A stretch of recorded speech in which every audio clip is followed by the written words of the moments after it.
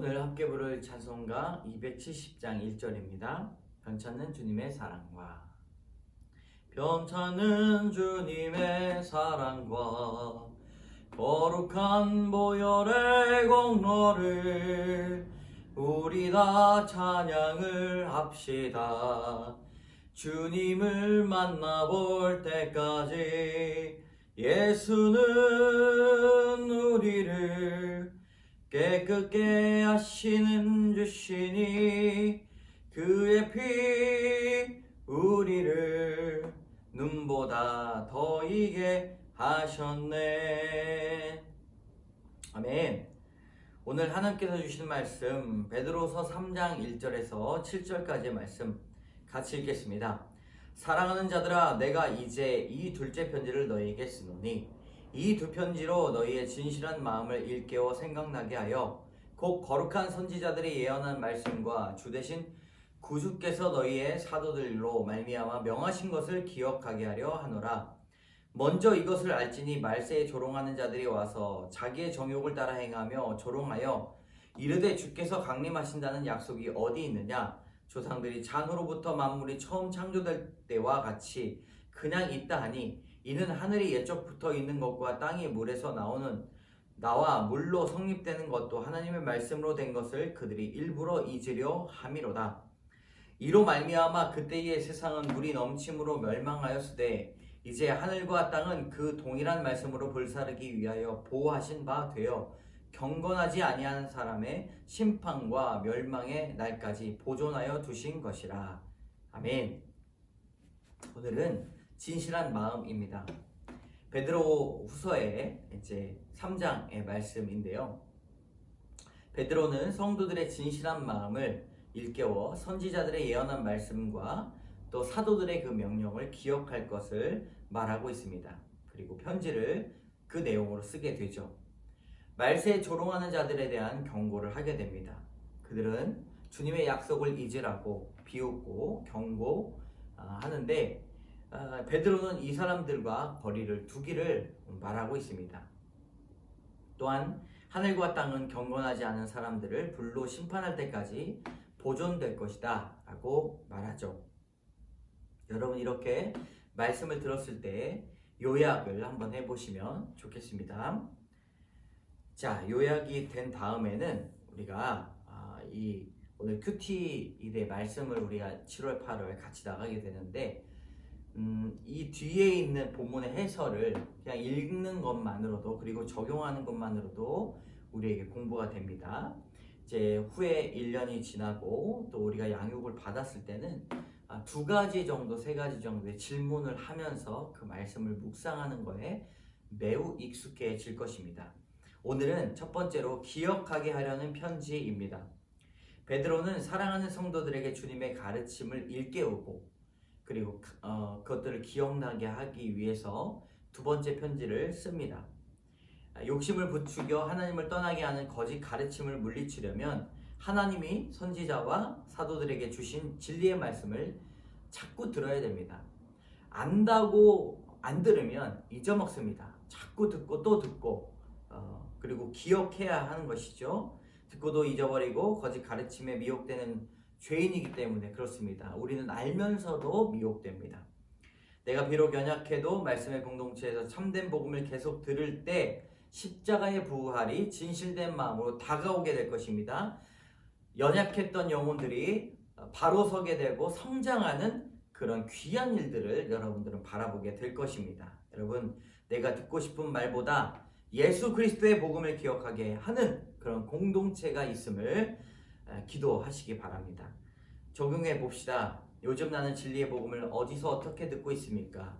음란과 탐욕과 불신이 생기는 상황에서 내가 기억해야 할 말씀은 무엇입니까?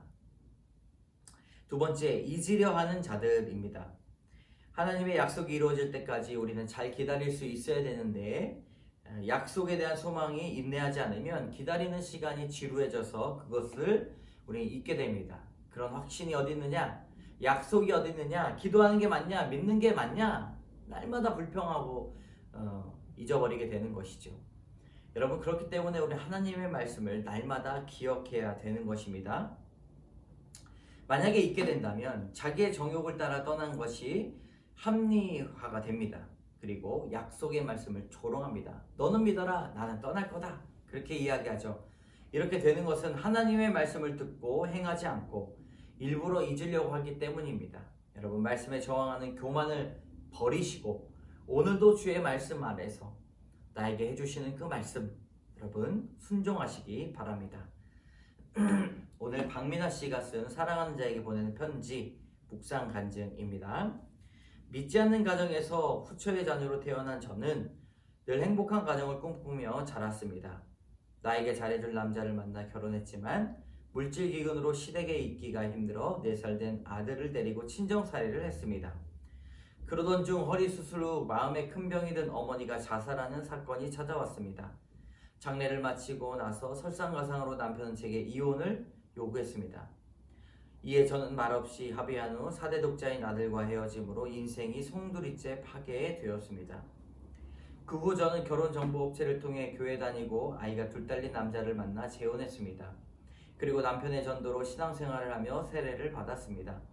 하나님이 사랑하는 자들아 라고 불러주시는 양육의 자리에서 지난날 정욕을 좇아 결혼을 지키지 않고 엄마의 때를 살지 못한 것을 회개하였습니다. 재혼은 아프리카 선교보다 힘들다고 하시는데 남편의 무언의 폭력과 불안장애, 음란 때문에 괴로웠습니다.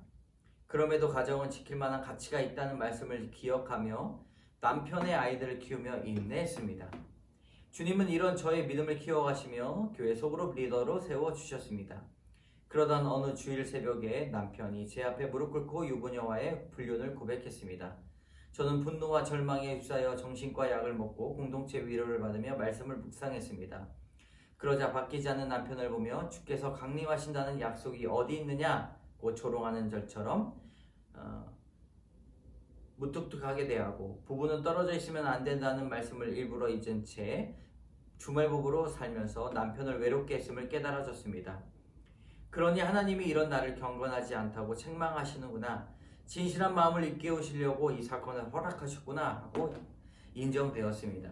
남편의 구원을 위해 말씀을 더욱 가까이 하면 할수록 남편은 저를 핍박했습니다. 어느 날 은행에서 생활비를 찾으러 갔다가 남편이 카드 사용을 중지한 사실을 알게 되었습니다. 남편에게 생활비만이라도 주도록 문자를 보내니 남편은 분노가 폭발해 혈기를 부렸습니다. 하지만 주님이 남편의 마음을 만져주셔 생활비 문제가 해결되고 남편은 공동체에서 양육을 받게 되었습니다. 어떤 상황 속에서도 주께서 강림하신다는 약속을 굳게 믿음으로 가정을 끝까지 지키며 살아내겠습니다. 여러분, 우리에게 복음이 무엇입니까? 이렇게 어려운 삶을 살면서도 그 안에 복음으로 살아나게 하는 것이 그게 복음이 아니겠습니까? 여러분, 복음을 향한 우리의 그런 가두리, 이 틀을 벗어버리고 복음의 치유의 역사와 위로의 역사는 한이 없다는 사실을 우리가 기억하고 주변에 있는 사람들을 복음으로 이끌고 나옵시다. 기도하겠습니다. 참 좋으신 하나님, 복음이 생각나게 하여 주시옵소서.